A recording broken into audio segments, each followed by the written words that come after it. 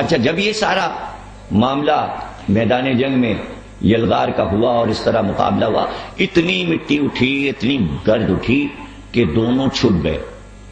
نہ عمر نظر آ رہا تھا نہ علی نظر آ رہے تھے، اور گرد کے پردے کے پیچھے یہ لڑائی ہو رہی تھی. اسی وقت رسول اللہ نے دیکھا کہ سارے لوگ خیمے میں بیٹھے. جب سے عمر نے للکارا تھا کوئی باہر نکلے ہی نہیں تھا. جب علی کو رخصت کیا تھا تو سب باہر آئے تھے، پھر اندر سب چلے گئے. رسول اللہ بھی اندر چلے گئے، جا کے بیٹھ گئے. تو اس وقت دیکھا سب یہیں بیٹھے، لڑائی دیکھنے کوئی نہیں جا رہا. تو اب کیا کرتے؟ ظاہر روکا اس لیے تھا کہ علی کو لڑتے دیکھیں. تو اعلان کیا رسول اللہ نے کہ آج علی کی فتح کی خبر جو سب سے پہلے لائے گا وہ جنت میں ہمارے ساتھ ہمارے حجرے میں سب سے پہلے جائے گا.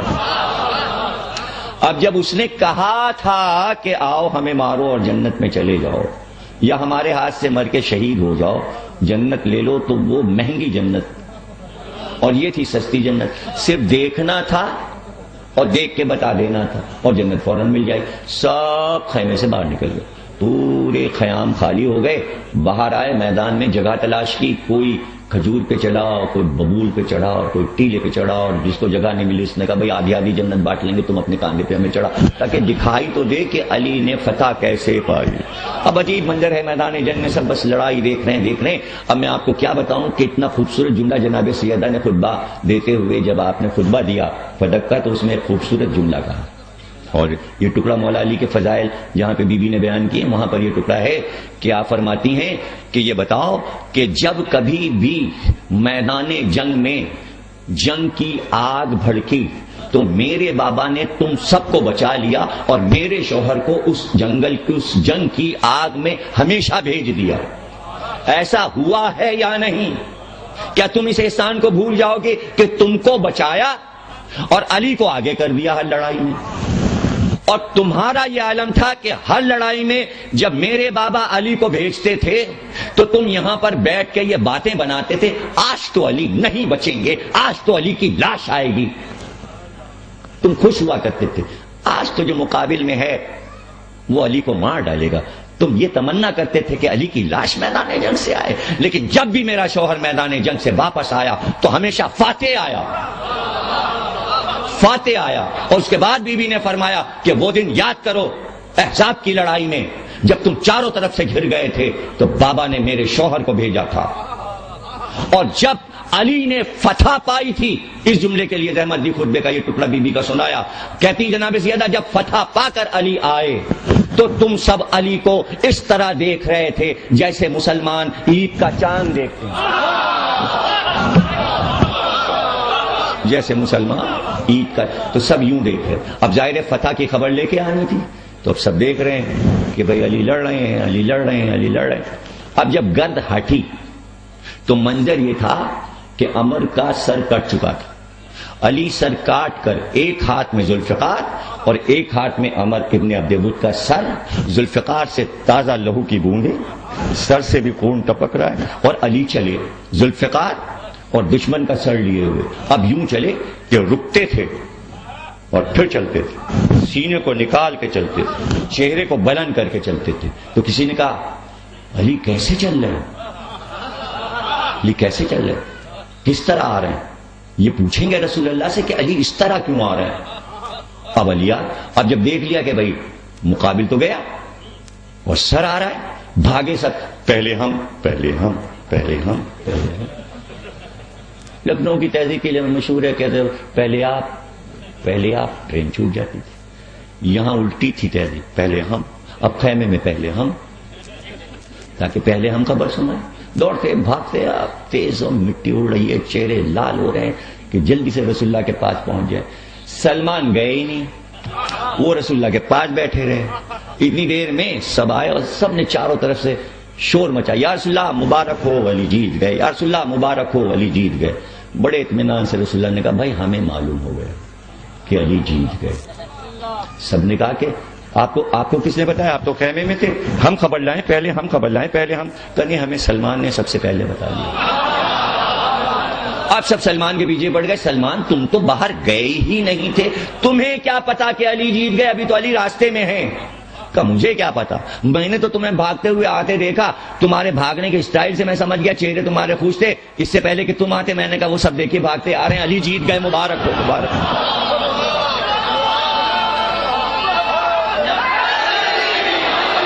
تو وہ حجرے والی جنت بھی سلمان لے گئے. سب سے پہلے انہوں نے ہی خبر سنا دی. علی آئے, لوگوں نے کہا دیکھیے اب کیا بات ہی کوئی نہیں ملی تھی کہ دیکھیے علی ایسے چل رہے ہیں. رسول اللہ باہر آ گئے, علی کو آتے ہوئے دیکھا تو رسول اللہ نے کہا بھائی آج تو علی کی یہ چال اللہ کو پسند ہے, اللہ کے رسول کو پسند ہے. کل ایمان واپس آ رہا ہے فتح پا کر. بس ہمارے ابن عبد بود کا مرنا تھا کہ سب بھاگ لیے کافر. انہوں نے کہا لڑائی ختم ہو گئی, جس کے بلبوتے پہ آئے تھے وہی مارا گیا. چپکے چپکے سارے قبیلے نکل لیے. رات میں تو سارا میدان خالی ہو گیا, سب نکل لیے. اور پھر رات میں طوفان بھی آ گیا, اس سے گھبرا کے اور مسلمان سمجھے آسمانی عذاب آ گیا, وہ کافر یہ سمجھے آسمانی عذاب آ گیا. تو کافر بھاگ لیے صرف ایک کے مرنے سے. حالانکہ علی نے اس کے ساتھیوں کو بھی مارا, ان کو بھی مار لیا, جن کو لے کے آیا تھا مدد کے لیے ان کو بھی علی نے نہیں چھوڑا. اب جب سب بھاگ گئے, بھاگ لیے, تو وہاں سے جناب یہ خبر آئی کہ لاش تو ایسے ہی پڑی عمر ابن عبد بود کی, جبکہ اس کا قیمتی لباس بھی تھا, زیرہ بھی قیمتی تھی, کمر کا پٹکا بھی سونے کا تھا. تو ہوتا یہ تھا کہ مقابل سب چیزیں لوٹ لیتا تھا, لباس اتار لیتا تھا, زیرہ اتار لیتا تھا. علی نے مڑ کے بھی اس کی لاش کی طرف نہیں لیا, سب چیزیں ایسے ہی اس کے جسم پہ رہیں. تو اس کے قبیلے والوں نے علی کو خط لکھا, اور خط میں لکھا یا علی اگر آپ اجازت دیں تو ہم لوگ عمر کی لاش میدان سے آ کے اٹھا کے لے جائیں. تو علی نے اس کا جواب کہلوایا. علی نے کہا جاؤ قبیلے والوں سے کہہ دو علی لاشوں کا کاروبار نہیں کرتا. اور جملہ سنیے, علی نے کہا جاؤ اس میدان سے کافر کی لاش اٹھا لے جاؤ. اس میدان سے کافر کی لاش قبیلے والے آئے, لے گئے. اب جب لاش لے جا کے قبیلے میں رکھی گئی تو اس کی بہن عمر کی بھائی کی لاش پہ آئی. اس نے لاش کو دیکھا, کمر کا پٹکا, زرہ, ساری چیزیں موجود. اس نے وہیں پر اشعار کہے, اور اشعار میں یہ کہا میں تجھ کو روتی بہن, بھائی تجھ کو روتی, لیکن اب نہ میں تجھے روں گی نہ میں تیرا ماتم کبھی کروں گی, اس لیے کہ تجھ کو جس نے مارا وہ بڑا بہادر تھا, تیرے جسم کا لباس نہیں لوٹا, تیری لاش کو پامال نہیں کیا. قاتل قتل کرنے آیا تھا. مقتول کی بہن تعریف کر رہی ہے علی کی,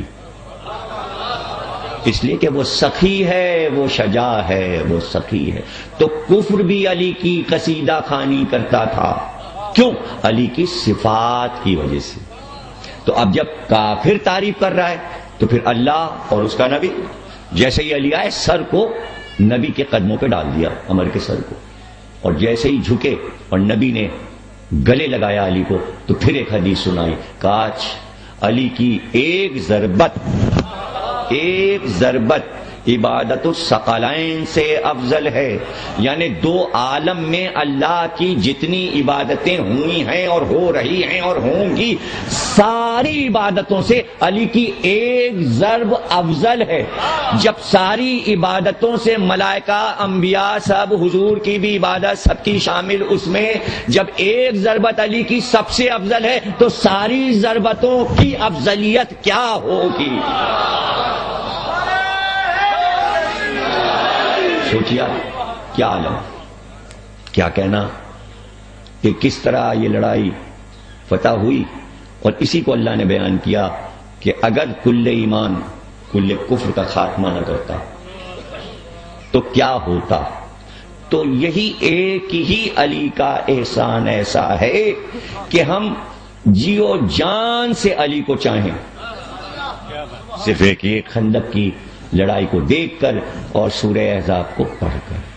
اور جب علی جھکے تو جو عمر ابن عبد بود نے وار کیا تھا علی پہ پہلا, تو سر پہ ایک زخم آیا تھا, تو رسول اللہ کو وہ زخم نظر آیا تو آپ کی آنکھ میں آنسو آ گئے, اور اپنے ہاتھ سے علی کے سر پہ پٹی باندھی اور کہا علی جہاں پہ یہ ضربت لگی ہے یہیں پر ایک بدبخت قبیلے بنی مراد کا تمہارے سر پہ ضربت لگائے.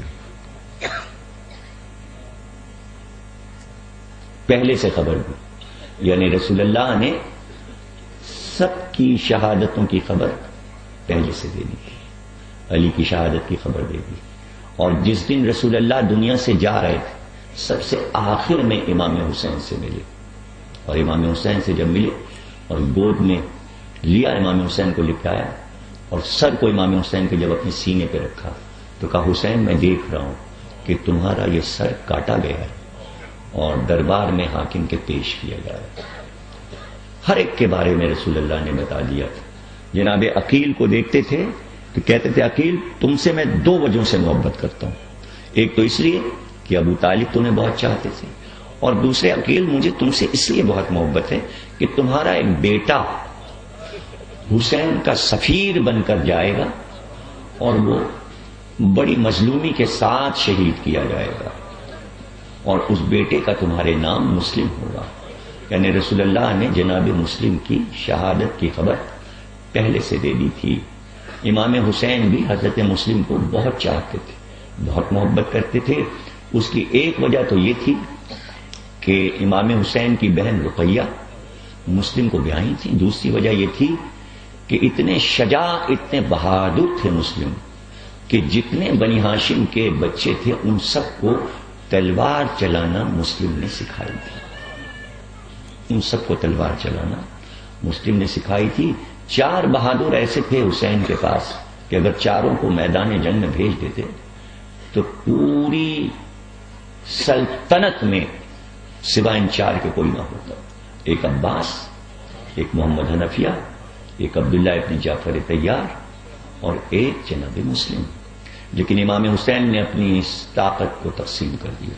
محمد حنفیہ کو مدینے میں چھوڑ دیا, عبداللہ ابن جعفر کو مدینے میں چھوڑ دیا اور کہا عبداللہ ابن جعفر آپ تو ہمارے یہ مکانات جو ہیں یہ آپ کے حفاظت میں لے کے جا رہے ہیں اور محمد حنفیہ تمہیں اس لیے چھوڑ رہا ہوں کہ میں ایک بیمار بیٹی چھوڑ کر جا رہا ہوں, سغرا کا خیال رکھنا. عباس کو ساتھ لیا, مسلم کو ساتھ لیا, لیکن جب مکے پہنچے مسلم کو کوفے بھیج دیا. اب صرف عباس رہ گئے اور مسلم کوفے چلے گئے اور وہیں سے روانہ ہو گئے. جب مسلم کو بھیجا تو مسلم کے ساتھ 2 بچے بھی ساتھ چلے گئے.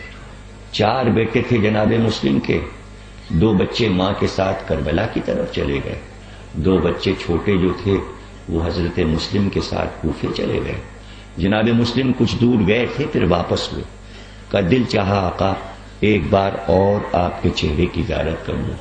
آپ نے فرمایا خوب آ گئے مسلم, آؤ میرے گلے سے لگ جاؤ تاکہ میں بھی تمہیں دل بھر کے دیکھ لوں. خط میں لکھا تھا اہل کوفہ اگر تم نے مسلم کے ہاتھ پر بیعت کی تو یہ سمجھ لو کہ تم نے میرے ہاتھ پر بیعت کی اور یہ میرا معتمد ہے, یہ جو کچھ کہے اس کی بات کو سمجھنا اور ماننا. 40,000 آدمیوں نے مسلم کے پیچھے نماز پڑھی, لیکن جب ابن زیاد آ گیا کوفے میں اور اس نے لوگوں کو بلا بلا کر قتل کرنا شروع کیا اور کوفے والے خوف زدہ ہونا شروع ہوئے تو شام کی نماز میں مسلم نے مڑ کر دیکھا تو ایک آدمی بھی نہیں تھا. رات ہوتے ہوتے بے کس مسافر ہو گئے, کبھی اس گلی میں جاتے کبھی اس گلی میں جاتے, کوئی روادار ہی نہیں تھا گھر کا دروازہ کھولنے کے لیے. مسلم بے کس چلتے رہے قبیلہ بنی حمدان کی طرف چلے گئے. اس محلے میں پہنچے, دیکھا سارے گھروں کے دروازے بند ہیں لیکن ایک گھر کا دروازہ کھلا ہے اور ایک بوڑھی عورت کبھی گھر کے اندر جاتی اور کبھی باہر آتی. اسی جگہ پر جا کر زمین پہ بیٹھ گئے. عورت کبھی اندر آتی تھی اور کبھی باہر. ایک بار اس نے مڑ کے پوچھا تم یہاں کیوں بیٹھے ہو؟ کہ گھر نہیں. کہاں جاؤ؟ مسافر ہوں. کہ تیرا نام کیا؟ تو میرا نام. کہ تو بار بار باہر آتی ہے اندر جاتی. کہ میرا بیٹا دربار ابن زیاد میں گیا ہوا ہے, میں اس کا انتظار کر رہی ہوں, وہ اب تک آیا نہیں. بلال اس کا نام, اب تک آیا نہیں. لیکن کہنے لگی تو پھر تم یہاں مت بیٹھو, اس لیے کہ یہاں حاکم کی طرف سے کوفے میں اعلان ہے کہ باہر کے کسی آدمی کو نہ ٹھہرایا جائے, ایسا نہ ہو کہ میرا گھر اجاڑ دیا جائے. تو آپ نے سر جھکا کر کہا کہاں جاؤں؟ گھر ہے تو لیکن مدینے میں ہے، اور سب عزیز رشتہ دار مجھ سے دور، نہ بھائی نہ بچے بھی ساتھ تھے، دو جانے کہاں بچھڑ گئے، کدھر نکل گئے ہیں، کہاں چھپے ہیں، کب آ کے ملیں گے۔ اس نے کہا کہ کہیں تم مسلم کے ساتھ تو نہیں آئے تھے؟ تو آپ نے سر جھکا کر کہا میں ہی تو مسلم ہوں۔ قدموں پہ گر پڑی کہ شہزادے آپ مسلم بن عقیل؟ کہا میں ہی مسلم بن عقیل۔ ایک بار کہا گھر کے اندر آئیے، میں آپ کی خاطریں کروں گی، اگر آپ میرے در سے چلے جاتے تو میں جناب سیدہ کو کیا منہ دکھاتے۔ شہزادے گھر کے باہر نہ بیٹھیں، اندر آئیں۔ جیسے ہی مسلم گھر میں گئے، فرش لگایا، مسند بچھائی، تو اس پہ بیٹھیں، دوڑ کے گئی، پانی لائی، کھانا لائی۔ کب سے بھوکے تھے مسلم، نہ پانی پیا تھا نہ کھانا کھایا تھا، کھانے کو دل نہیں چاہا، تھوڑا سا پانی پی لیا اور پھر کا پانی اور لا دے تاکہ میں وضو کر لوں، میں یہ رات عبادت میں گزارنا چاہتا ہوں۔ مسلم نے جو مصلی بچھایا تو پوری رات تکبیروں میں اور تسبیح اور تقدیس میں گزار دیے۔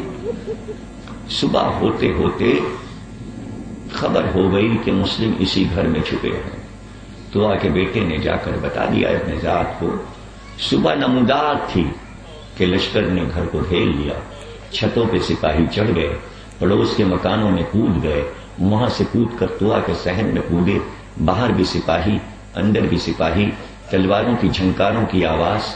مسلم سمجھ گئے کہ ابن زیاد کا لشکر آ گیا۔ طوا دیکھتی رہی، مسلم نے کمر باندھی، کمر میں تلوار لگائی، سر پہ خود رکھا۔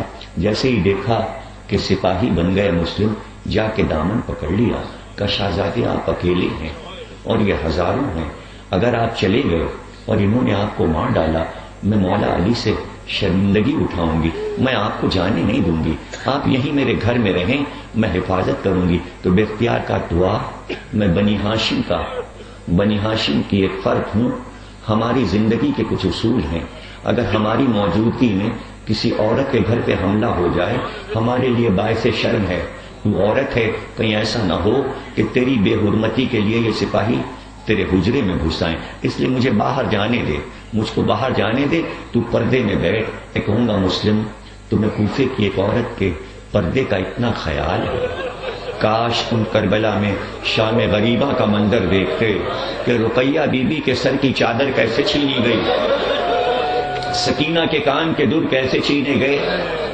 مجھ سے فرمائش ہے کہ میں آج کی تاریخ پر مسلم کا ذکر کروں، تقریر میں ختم کر رہا ہوں، بات کے ذاکر ہمارے مسائل کو مکمل کریں گے۔ دو چار جملے مجھ مسافر سے بھی سن لیجئے۔ ایک مسافر کا میں ذکر کر رہا ہوں۔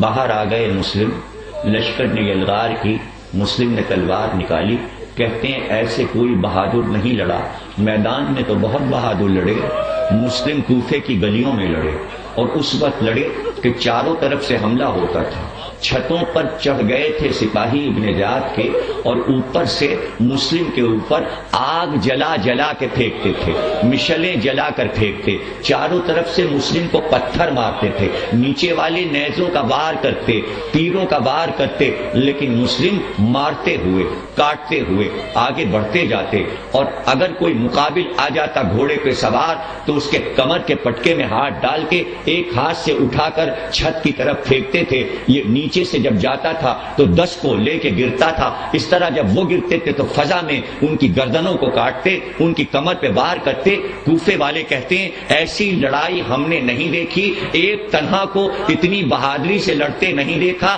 صبح لڑائی شروع ہوئی تھی، شام ہو گئی، لشکروں کے خاتمے ہو گئے، ابن اشعث بار بار ابن زیاد کو پرچہ لکھتا اور لشکر بھیج اور لشکر بھیج، تو ابن زیاد وہاں سے کہلواتا صبح سے شام ہو گئی، ایک آدمی سے لڑ رہے ہو، کتنے لشکر جا چکے؟ تو ابن اشعث کہتا کوفے کے بنی بقال کی لڑائی نہیں ہے، یہ بنی ہاشم کا شجاع جوان لڑ رہا ہے، یہ علی کا بھتیجا لڑ رہا ہے، یہ عقیل کا بیٹا لڑ رہا ہے۔